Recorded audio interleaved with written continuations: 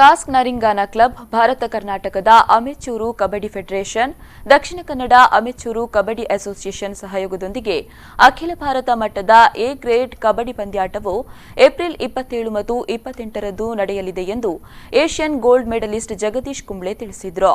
ಈ ಬಗ್ಗೆ ಮಂಗಳೂರಿನ ಪ್ರೆಸ್ ಕ್ಲಬ್ನಲ್ಲಿ ಸುದ್ದಿಗೋಷ್ಠಿಯನ್ನು ನಡೆಸಿ ಮಾತನಾಡಿ, ಅಖಿಲ ಭಾರತ ಮಟ್ಟದ ಎ ಗ್ರೇಡ್ ಕಬಡ್ಡಿ ಪಂದ್ಯಾಟ ದೇರಳಕಟ್ಟೆಯ ಸಿಟಿ ಗ್ರೌಂಡ್ನಲ್ಲಿ ನಡೆಯಲಿದ್ದು, ಸುಮಾರು 70ಕ್ಕೂ ಅಧಿಕ ಪ್ರೊ ಕಬಡ್ಡಿ ಪಟುಗಳು ಭಾಗವಹಿಸಲಿದ್ದಾರೆ.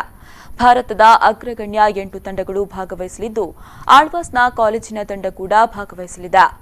ಕಾಸ್ಕ್ ನರಿಂಗಾನ ಕ್ಲಬ್ 9 ವರ್ಷಗಳಿಂದ ಹಲವಾರು ಸಮಾಜಮುಖಿ ಕೆಲಸಗಳನ್ನು ಮಾಡ್ತಾ ರಕ್ತದಾನ ಶಿಬಿರ, ಶಾಲಾ ಮಕ್ಕಳಿಗೆ ಉಚಿತ ಪುಸ್ತಕ ವಿತರಣೆ ಹಾಗೂ ಊರಿನ ಬಡ ಯುವತಿಯರ ಮದುವೆಗೆ ಧನ ಸಹಾಯ ಮುಂತಾದ ಅನೇಕ ಸಮಾಜಮುಖಿ ಸೇವೆ ಮಾಡ್ತಾ ಬಂದಿದೆ ಎಂದರು. ಈ ಟೂರ್ನಮೆಂಟ್ಗೆ 8 ತಂಡಗಳು ಭಾಗವಹಿಸ್ತಾ ಇದೆ. ನಾವು 8 ಟೀಮನ್ನು ಕರೆದಿರ್ಬೇಕು. ಯಾಕಂದ್ರೆ ಇದರಲ್ಲಿ ಎಲ್ಲ ಟೀಮಲ್ಲಿ ಕೂಡ ಎಲ್ಲ ಕಡೆ ಸೆಮಿಫೈನಲ್, ಫೈನಲ್ ಆಡುವ ತಂಡಗಳು ಅಂದರೆ ಎಲ್ಲ ಟೀಮ್ 8 ಟೀಮು ಕೂಡ ಯಾವುದಾದ್ರೂ ಒಂದು ಆಲ್ ಇಂಡಿಯಾ ಟೂರ್ನಮೆಂಟ್ ಹೋಗಿದ್ರೆ ಅಲ್ಲಿ ಕ್ವಶನ್ ಮಾಡುವಂಥ ಟೀಮುಗಳು. ಆದ್ದರಿಂದ ಜಾಸ್ತಿ ಟೀಮ್ ಕರೆಯದೆ ಒಳ್ಳೆ ಒಂದು.